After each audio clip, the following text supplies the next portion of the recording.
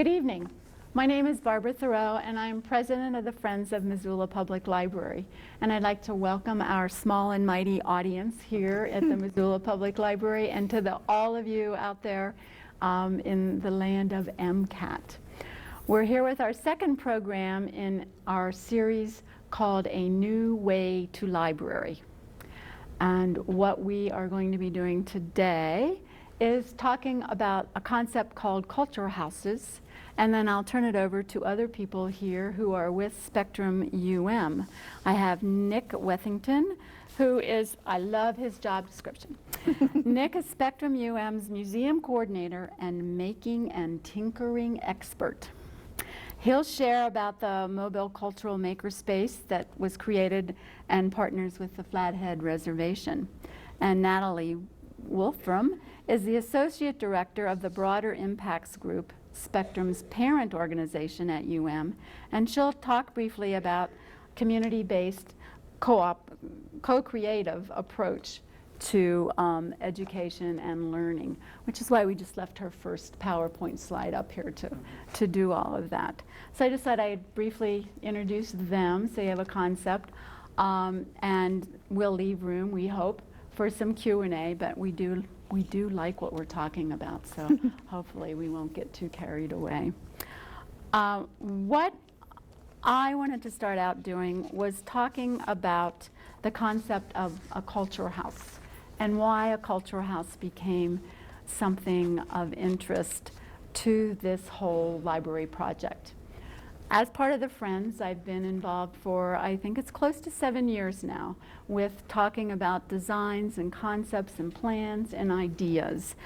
And in 2014, Honor Bray, the director of the library, and the board of the public library came up with the concept of partnering with people to bring services together within all under one roof. So the concept was that a new library and our new design could then expand. And libraries all over the country are serving many needs. So rather than duplicating needs within the library, the attempt is to reach out and have partners. So Spectrum UM, MCAT, and Child and Family Services and the Children's Museum, Families First and the Children's Museum, were approached of coming along and joining us under our one roof. And everybody now has really become excited as we all talk about what services we have and how we can, rather than, as I say, duplicate, how we can be integrated within one program within the library and all services being free and open to the public. In 2014, when Holly Truitt was approached about being part of this concept, she wrote to Marcia Semmel, who is an acting director or a forming director of the Institute of Museum and Library Services. She had a question. She wanted to know, are you familiar with any building that has incorporated museums and libraries together? And she said, no, I am not. But this is a concept that is very popular in Europe and in particular in Scandinavia. So Holly took that and ran with it. She happened to have a good friend who was living in Sweden, and she asked her, do you know about this term of culture houses? And indeed she did.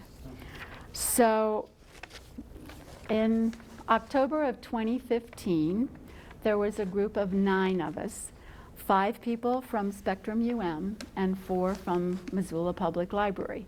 Jim Semaroff and his wife Kathy, Honor Bray, and myself. We were the 4 from the library. And just so you know, just off the record, we paid our own way to do this. It's on the record.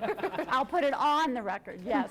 That we did do that because we knew this was going to be a unique opportunity to see things and explore and get some more ideas and hopefully be able to explain the concept of culture house.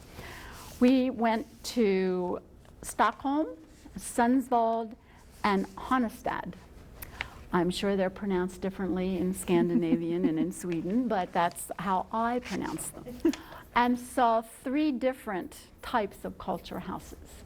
In Stockholm, we saw one that was in an old department store, and it was in 4 stories. And there were 7 different types of libraries within this culture house, as well as 3 theaters, 2 restaurants, kitchens, and several museums. One of the museums was for puppetry and marionettes. They had a whole floor of children's programs. There was a young adult program with signage on the floor saying you had to be 13 years old to step over this line. But we were allowed to go in anyway. Just unique and innovative ways to get people active and interested in things. I say there were 7 libraries because they had youth services, they had learning to read, then they had, as we call them, chapter books and all different levels, separated out in like 3 different libraries for those age groups. They had a film library, they had a music library that had CDs and records, and they had one whole area. It would be like if you're here in Missoula having perhaps Zach and the library all together, but they had an area where they had rooms where people could go and practice music, or they could record CDs, where they could make posters, where they could make t-shirts, where they could go out and promote whatever music format that they were making, as well as having a theater to have some of those promotions. So pretty exciting kind of a concept and huge. And then we went to Sundsvall, and that concept, you know, before you leave, you get some background information. They combined 4 warehouses in an old district in their town and made it into one large complex. They have glass roofs that connect them, and then there were some walkways. They had a natural history museum, a genealogy department, a huge children's area, lots of computers, and they had 2 theaters, one that was like an open air kind of a theater, and one that was a larger one that could also show some movies and incorporated a lot of programs. They were very excited to show us their programs, and it was interesting to talk to all those people. And then we took a bus and went to Hannestad, which is a smaller community and a fishing community. And you have to know, in Sweden, these libraries were all government-owned, government-controlled, government-built. That was exciting and interesting to hear, but when we got to Hannestad, we also learned the downside of that. Because Hannestad's library, they had a community library, and they were right by a college campus, so they had a college library, and there was a dance school there. And so they had many exciting kinds of performances that were going on. But they had just learned that the college was moving. There was not enough population in that town anymore that the government determined they needed to move the college. So the librarian there was looking into other ideas. What could we do? Who could we partner with? So she was going through a lot of the same thought process, which was very interesting, and was working with a natural history museum. And I know Holly was back there this summer, and I'm very anxious to hear what she has found out and how things have partnered out. So we all had nice and common ideas, common problems.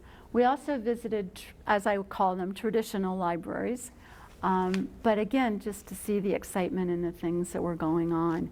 And every one of them, again, it was 2 years ago, they had programs that were going on, because I know this question came up last week, where they were working with teaching languages and working with immigrant families. And they had story hours for mothers and the children, and as the children were learning some of the alphabet, then the mothers were also learning some language. And so it was socially aware as far as Americans coming and seeing how they had adapted a lot of those programs. And again, as pointing out a lot of common needs and other types of things to start thinking about. It really was a great type of an introduction to the whole concept of cultural house, which made it come alive to us. So we came back to Missoula and said, yes, Cultural House is the concept, but we still have years to go as to how do we introduce this to the people of Missoula and the comfort level of what we were doing. So it's a unique program in that, yes, there are libraries across the country that have partnered with museums, but they're all separate. And what makes Missoula unique is that everything will be under the one roof and open concept. Did you have a question to ask? Okay. Okay. So that's a background as to what a cultural house is and how Spectrum and the library started working together. And I'm going to turn it over to Natalie and Nick, and I'm going to move out of the way so you can see some of the PowerPoint. Well, thank you, Barbara. Sure. And thank you all for being here. So Nick and I today are going to zoom in on one particular project that we've been really excited about at Spectrum, but which we feel will have a strong impact on the creation of the new library museum complex. And before that, we'll be shaping our current museum on Toole Avenue on the west side. Many of you, I imagine, know Spectrum from our museum in Missoula. We've been downtown. Before that, we were on campus, but we just reopened at Toole Crossing, and I hope you'll visit. But actually, of the 55,000 people we serve annually, a majority of them we actually reach outside of our museum walls in communities around the state. And one of the places we're most active outside of Missoula is on the Flathead Reservation, where Spectrum works very closely with Sign Nation, which is our tribal advisory committee, and as well as with the tribes and other community partners.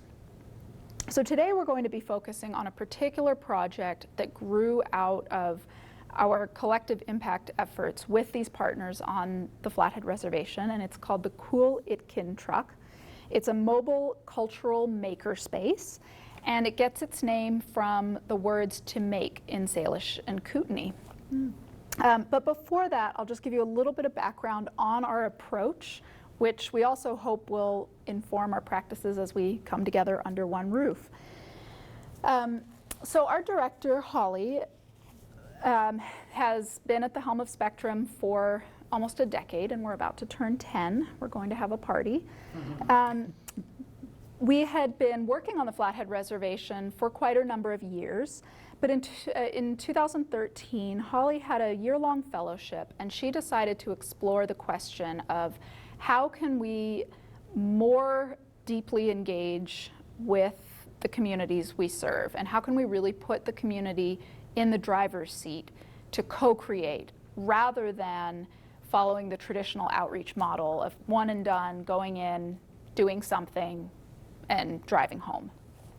And so she got together with existing partners on the Flathead Reservation, and they began by identifying some opportunities for deepening STEM learning opportunities for children on the reservation. So this group came together and decided to become an advisory group of Spectrum. They chose the name of Sign Nation on the Flathead Reservation, and they really coalesced around a shared vision of inspiring a homegrown native STEM workforce for the Flathead Reservation. And the idea was, with Spectrum, Sign Nation wanted to co-create programming all year round, in school and out of school, to create a true STEM learning ecosystem for its children. And so, to sort of cut their teeth, they started by reimagining Spectrum's Science Learning Tent, which had off and on for years been going up to the Arley Celebration.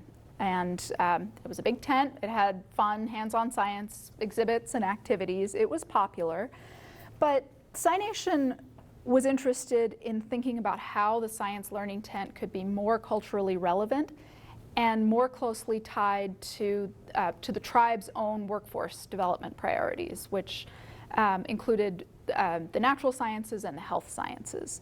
So they introduced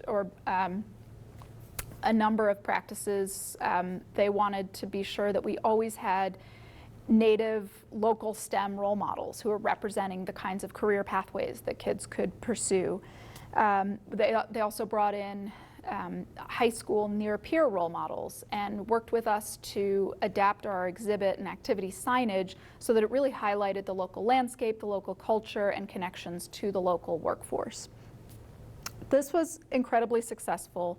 The tent has grown and grown, and now with Signation, Spectrum partners on a year-round lineup of co-created programming. So this includes the Science Learning Tent at 2 powwows each summer. We have a Science Bites program that embeds STEM learning at free meal sites on the reservation. And then during the school year, we have in-school pop-up science museums and family science nights for the whole community. Most recently, so we moved into co-creating, implementing, and most recently, Spectrum partnered with Tribal Education and Signation, and we were awarded a National Science Foundation grant. We did find, once we actually linked arms and got together and started creating things, the funding really followed. And so with this grant, we were able to create the cool Itkin truck.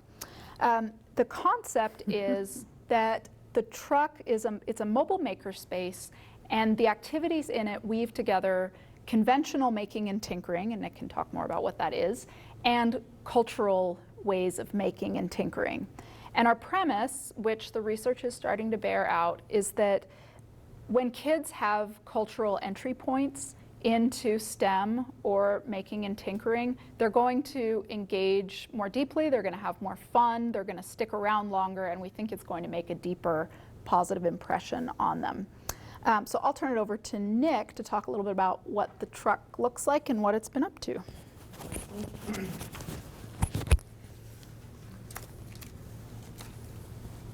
A little tangle. Oh no, don't get caught in the chair. Do you want to give me the slides? Yeah. Just gonna put my document back. Go ahead. So this is the Signation committee. Not all of the members are present there, but they're all piled into the back of the maker truck. That was sort of the focal point of this whole project. And so this project was based on a national model of a mobile makerspace called the Spark Truck, which I believe was out of Stanford. And it traveled around the country and brought different making and tinkering experiences to schools. And that was one of the components that we identified with the Signation Committee was that, you know, it's not as tenable to make like a makerspace because in rural areas, people may not have access to come to that makerspace to do the activities there. So why not bring those activities to them? Can you do the next slide? So part of the grant was the purchase of a vehicle and outfitting it with a number of different tools to allow for facilitation and creation of various activities that would, as Natalie said, would weave together traditional cultural ideas with contemporary making. This is the truck at the Arlie Powwow, which was the kickoff in early July. We're working on some graphics to go on the outside of it right now. It is a white van, but instead of being a boring white van, we decided to get, were all added the day of the Arlie Powwow, and then it has been since added onto at the various other events that we've done with dry erase markers on the outside. So these are mostly drawn by kids and adults as well, kind of making the truck their own. Can you do the next slide? So this is the wrap that will eventually go on the outside of it that it'll look like. And it kind of weaves together some of the various partners that were engaged with the project. Do you want to do the next one? There we go. I love this photo. It's a mess. It's kind of a junk show. But the truck came just an empty box truck. And it was up to us to decide what needed to go inside of it. That would make it more interesting than just a boring truck full of like storage shelves and bins. So we worked together closely with the Signation Committee to identify what various activities, what tools do you need to drive the activities that you're going to have. Instead of being like, we're going to have a 3D printer, what are we going to do with that? We're going to have these activities, what tools do we need to accomplish that? So in the maker truck, it has some storage shelves, has a laser cutter, which has been one of the most invaluable tools, I think, for a lot of the activities that we've done. 3D printer, storage for all of those things, and it's all has an internal power system. So it can be plugged in or it can just run off of batteries, because that was another thing that the committee identified as maybe some places, some of the schools that it might visit or some of the facilitation events that it might visit might not have power hookups. So that was something that they really strongly wanted. We worked with a local fabricator to get that all outfitted. Can you do the next slide? Perfect. So the truck was completed in, well, it's still not finished, because a project like this is never finished. So you're always adding stuff into it. But it was largely done in June. And about that time, we were also working heavily with the co-creation model of, or the co-creation aspect of our model.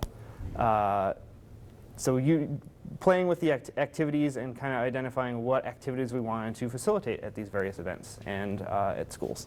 The Signation Committee, I've identified kind of 4 main areas of focus. They wanted to work on beading, drum making, sally bags, it's kind of like weaving and cordage, and then art. And so we decided that the best 2 to kind of pilot with our summer engagement events would be the beading and drum making activities. And I don't know anything about beading. I know a lot about making and 3D printers and laser cutters and electronics, but I don't know anything about beading. And drum making, I didn't know anything about that before we started this. So we worked with the People's Center, which is, I highly recommend you visit the People's Center. It's up in Pablo. It's a fantastic place to go and learn about the history of the tribes. But also they have every Friday, just kind of like learn cultural making is really what it is. So you can go there and learn about drum making or beading or regalia or any of those things, and it's open to anybody in the public to go and partake. So we headed up there. Can you do the next slide? We headed up there with a few of the people that would be facilitating the activities, as well as our researcher, Dr. Lisa Blank. And these are just some wonderful, this is the best part of my job, is to go and hang out and learn how to make new stuff, and just kind of, I mean, it was really just riffing off of the people there and learning about how they would make something and how we can incorporate a laser cut item into it, or various other aspects. This is waxing some thread to do some beading, if you want to do the next slide. So this is making a little, it's kind of like a little leather pouch, and beading a pattern into it, if you want to do the next slide there. And then the next slide, I think, there we go. So that's kind of the start of it. I don't have a finished photo of that one, but it's a really nice little floral pattern that Lisa was able to bead into that. And then do you want to do the next one? I forget what we have next. We'll leave it there. And then so the 2 activities that we started up with over the summer are beading and drum making. And so far we have done 3 facilitation events. We have some more coming up very shortly. We started at the Arley Powwow and Celebration. We were there for a full day. We were at the Elmo Powwow, and then at the Lake County Fair, which is in Ronan. And this is from the Arley Powwow. And the idea behind the Maker Truck is that, you know, it's the tool to create some of the materials on the back end, but also it's a lab itself for people to come and visit and check out. So that's another design aspect of it that we had to take into consideration. How do you show this off to everybody, maybe 300 or 400 people walking through it in a day, to kind of check out the laser cutter and see the continuous tool chain from here's the idea, here's some of the materials, how are those materials modified to get to the product that I'm going to be engaging with. They can see that entire process, which is something that's really special. Do you want to do the next slide? I love this photo. This girl hung out with me for like 2 hours at the Arley Powwow inside of the really hot vehicle with her adorable puppy.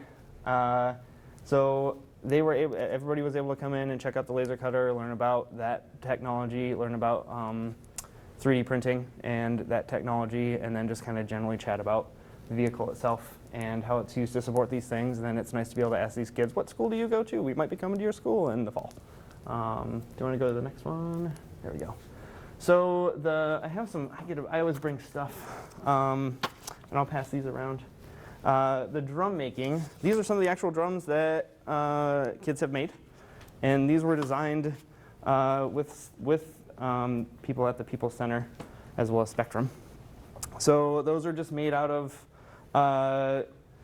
mailer tubes and Tyvek envelopes and Rex laces, which is like a beading material, like if you're making like with pony beads or bracelets. You can also make bracelets out of it. That's what it's typically used for. And a big part of the co-creation process was working with people at the People's Center. You know, a drum would not traditionally be made out of mailer tubes and Tyvek.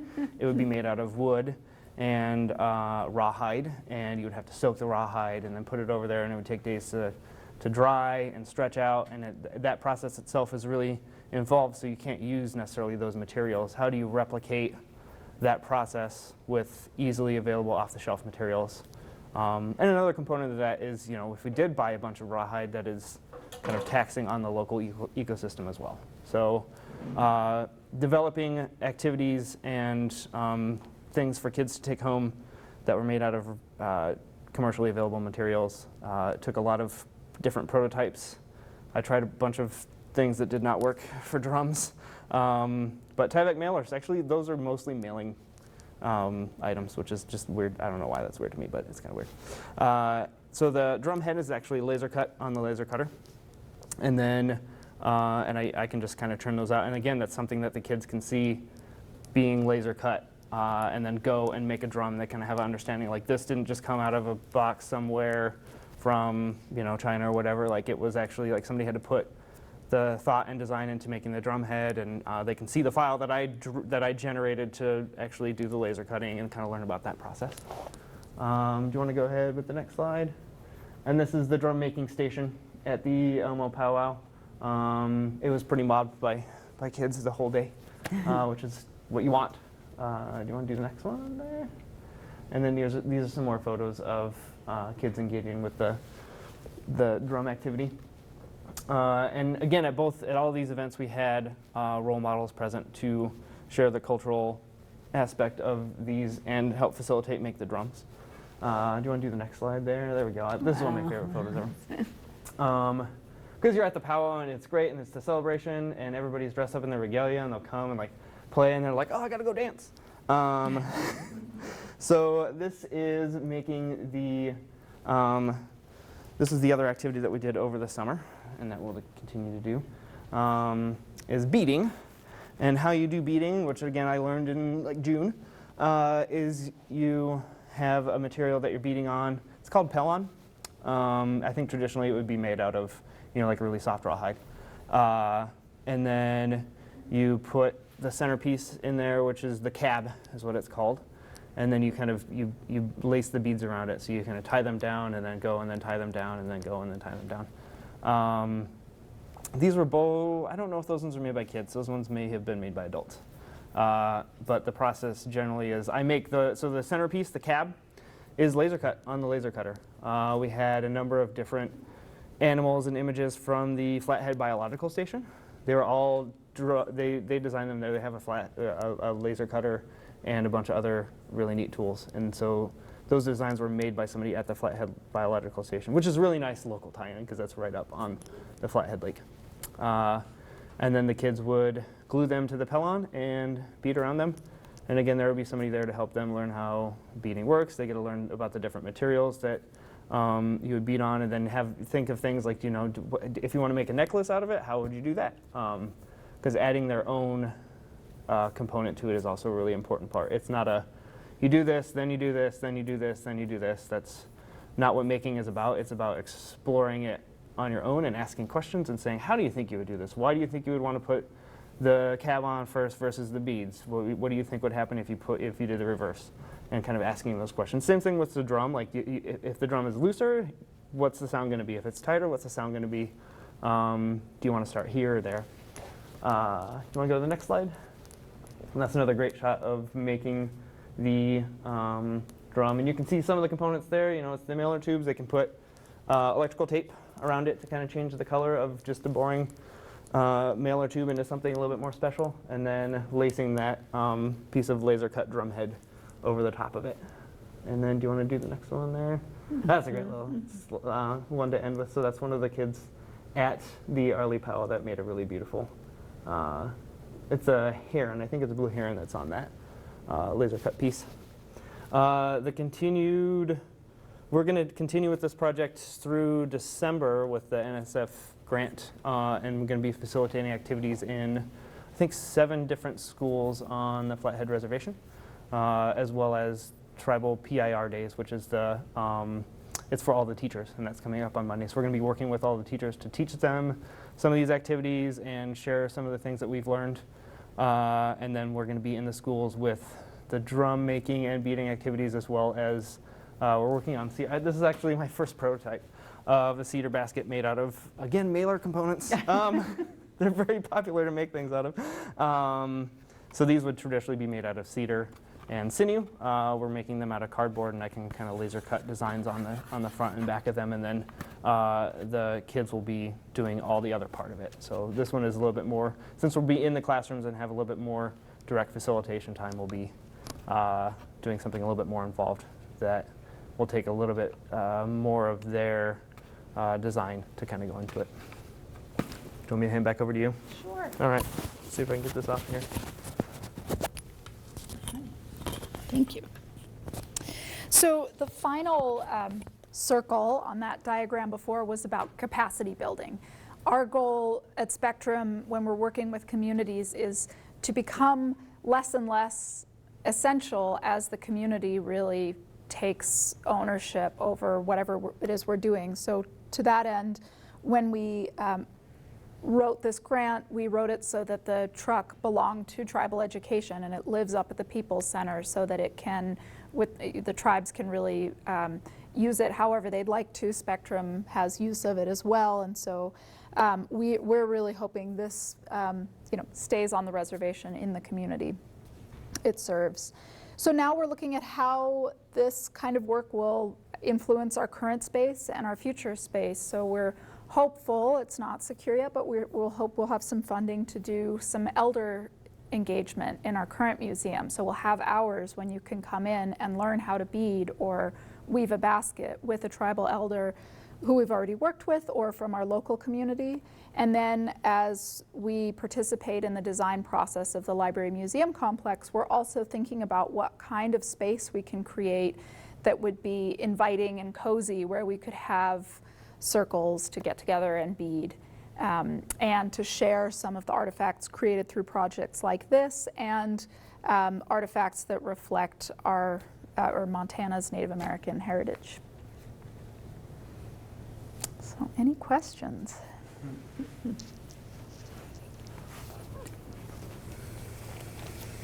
Do you anticipate that in all under one roof that a lot of these activities will be coming to Missoula and maybe having some cultural appreciation and tribal appreciation? We do. Whenever we develop activities out in the world, they tend to make their way back into the Sure. museum, and we're very committed to, Montana has a constitutional mandate of Indian education for all, which we care a lot about. So absolutely, I think these will start to become part of our regular programming wherever we go. As well as working within each of the communities and Yep, and developing what Missoula needs. exactly. I think my question's for Barbara about cultural houses that you listed. What kind of activities, if any, do they have for like older people, seniors? The question was about the cultural houses and what they had available for the older people. They had, like us, no. They had plays, they had reading series. The one in Stockholm was where the artists and lecture series were all held, and they had plays. They had costume making, so people that were acting could also make the costumes. The reading series was very fascinating because they were a very literate society. While we were there, the Nobel Prizes were being announced. And every culture house we were in was live streaming whichever announcement was being made. So we could go and watch the live stream of win the Literature Prize and win the Peace Prize, and so lots of talk about that. They had in Sundsveld, they had published books that were collections of stories and photographs that people in the community had put together. So going one step beyond people that would come in and record their stories, they actually made books that had preserved pictures and the different information that they were doing. All of them had, as we all need, all these ways to learn how to use computers, ways to work with others within your community. One of them had a big mystery conference that they put together, and people would come in and talk about mysteries that they had written. It was all over the community because they took it not only in their big, this was in Sundsveld again where they have the 4 warehouses, but they went to the community theaters, they went to the bookstores, they went all over the community and involved everybody in this mystery book fest. And it was in November when they said it was really starting to get dark.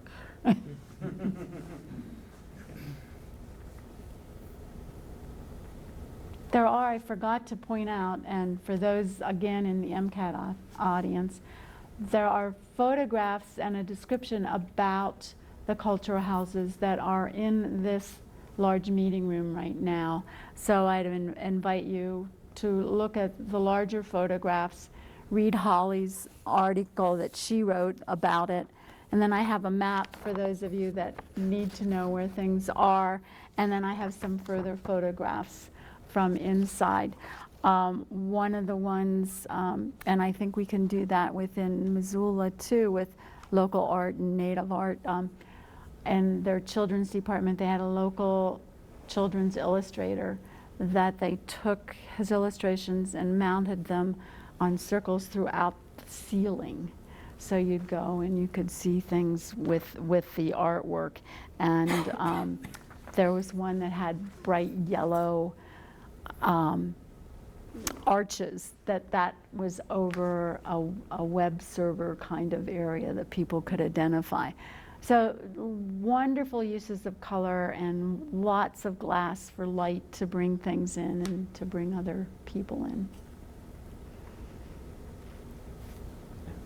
I got another question, I guess it's for Barbara. Sorry.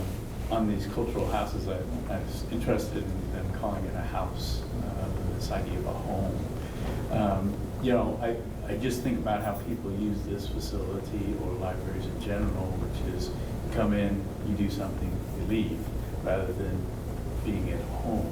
I mean, the parking lot, they give you a ticket if you stay more than 2 hours. I mean, is that a different idea than what they have there in Scandinavia? Well, where people will come and just hang all day? Well, because they have different activities, and I think you find that here. You know, but there are people that come and spend a lot of time in the library, and there are people that call it a safe place, a place that they can come and read and learn and find out the information, and that has information for all ages. So it's become a comfortable place. They talk about how libraries and bookstores in the U.S. have become the 3rd place and a community center. So I don't think we're that far removed. We might not call it a cultural house, but I do believe that libraries are more being considered cultural centers. So we do have patrons, library patrons, who I think consider the library their home away from home. And you know, we have a gentleman who spends the better part of the day in the Montana room where he's working on an extended historical research project, and he's here for several hours. We have in the summer folks who are looking for a little bit cleaner air, so they can come to the library, although we have an outdated system, but it's still fairly clean here. And in the winter, we'll have some folks who need to kind of keep their thermostats down because of their you know, their kind of financial picture. So they'll come and spend a few hours in the library. reading and socializing and partaking of activities. So I think you do see a lot of that here, maybe in a less formal way than the Culture House Right. kind of signals it. I think another thing about, I didn't go on your trip and haven't been there, but I think we might see people in this region embrace that kind of concept more, you know, as time goes on, and where folks won't need parking necessarily to you know, do the things that they do. We'll have more public transit in our community, I think. And Places did have parking, but there was a lot of buses, there were a lot of subways. One library we went into was at the end of a subway stop, and it was in it was in a shopping center, but the library was in what had been a movie complex. So their makerspace rooms, their TV and audio video sorts of things were all going in a former theater, and one of their public viewing areas was in a theater, but not the formal chairs that you'd associate with a theater, but the comfortable chairs and things to be a community. Lots of stroller parking. So people walked and brought their children, and, you know, very formal stations set up for strollers. And none of that made it into these pictures, but there was one place that I think we counted like 15 strollers that had been parked so that families could go. And I think you see that a lot here, because at every story hour and as early literacy is introduced and people come to programs here at the library, and then they have the young adult writing programs. So people are growing up in their library.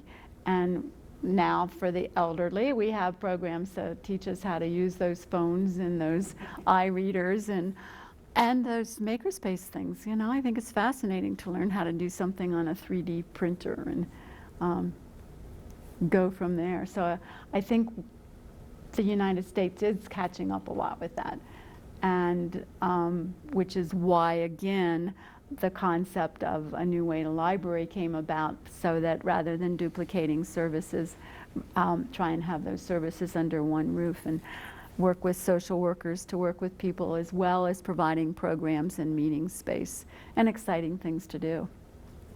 So as we design the new library, thinking about what can we do to make it feel more home-like, more of a welcoming place, and maybe a welcoming place for the Native American community here.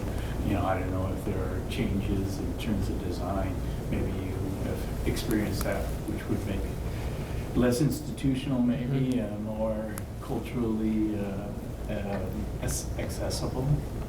I don't know if you came across anything like that, or you've experienced it setting up your location.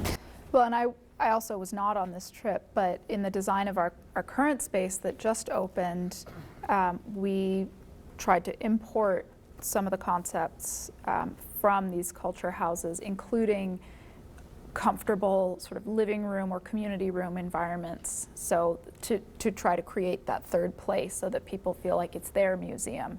And, you know, families have a place to hang out, but also community organizations might, you know, reserve the community room for an afternoon, or so that idea of being a community center and a comfortable, inviting space has influenced our design since then. Are you going to add anything? No. Well, I think you know, the whole notion of tinkering. I mean, it's inviting to come in and have color, have hands-on, tactile kinds of activities to do, and you know, the days of the library being hush, hush, hush, quiet, quiet. I mean, there is a limit sometimes, and actually in one of the cultural houses there was a quiet area where people that just wanted to go and sit and read and do that. They had all kinds of varieties of comfortable, some of them looked more comfortable than others, places for people to sit or hide away, and the children's areas, things that they could crawl through and run around under and do that. So it's, you know, it needs to be vibrant, it needs to be active, and I think we get a sense of that here in Missoula Public Library because it is an active place.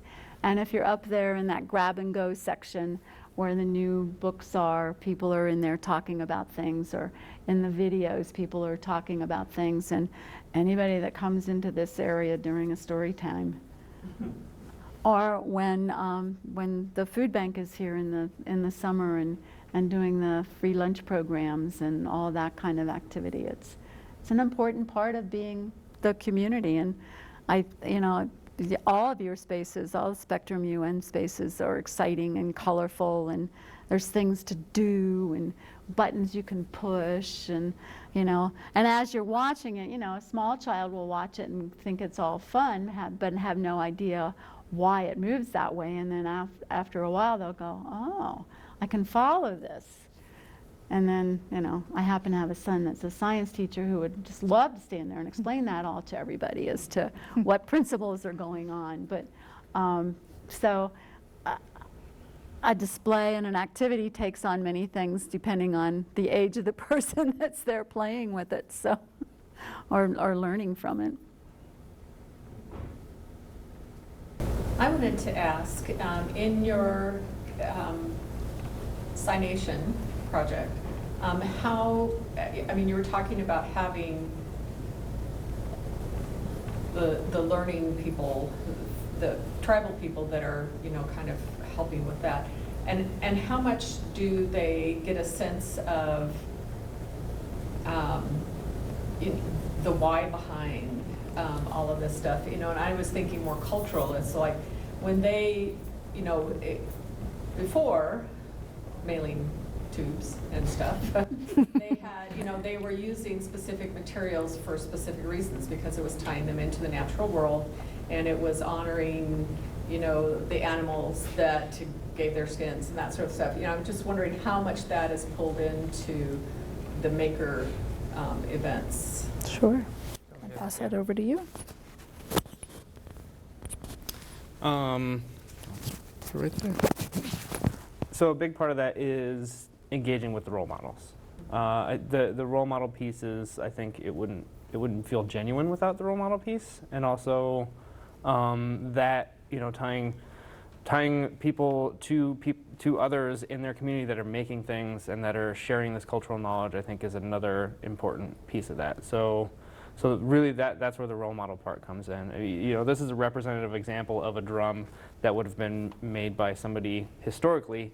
It's not accurate, right, because it's, again, not made of those natural materials. But talking to somebody who actually is a drum maker and learning how they might, and you know, with these, they'll bring actual drums to the event, or they'll bring other beaded items that, you know, are way more complicated than you can make in a like 20-minute session with a kid, so that the kids can see, oh, okay, this is how, you know, this is my start, right? I'm going to learn how to do these beads around this cab, but that's another example of something that I can make, learning just the basic skills. And then if I'm really interested, I can go buy beads at the People's Center where they sell beads, and join the beading circle that they have there.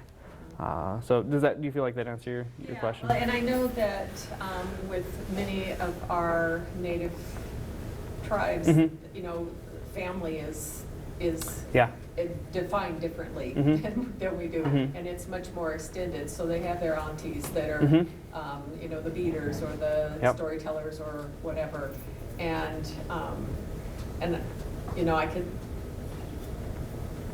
it's great to have, you know, these sort of things that are kind of stepping them into that relationship a little bit more. And that's the function of it. You know, it's not me, who's not part of the tribe, who's from South Dakota, telling somebody like this is your heritage. That's not genuine. So the genuine component is, you know, I went to the People's Center and learned how they did stuff, and we kind of modified things and riffed off of each other.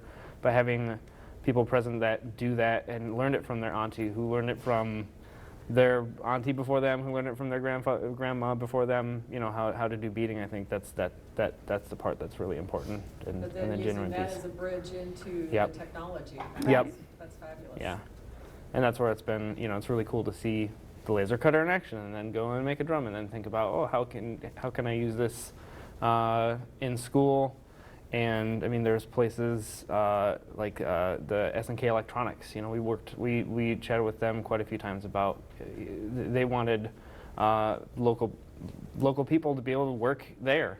So bringing in tools like laser cutters and 3D printers for them to see in their school, I think is really important because they have access to that technology and see its uses, and then can think about, oh, maybe if I go through school and I can get a job locally with S&K Electronics doing production manufacturing, or something with Ashley Martin, things like that.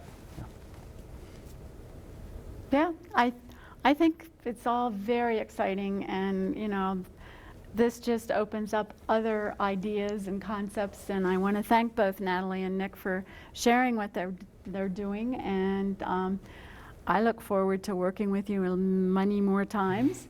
And I would like to invite you again. We have a third program next Wednesday in our New Way to Library, but this one will be held at the food bank at 6:30.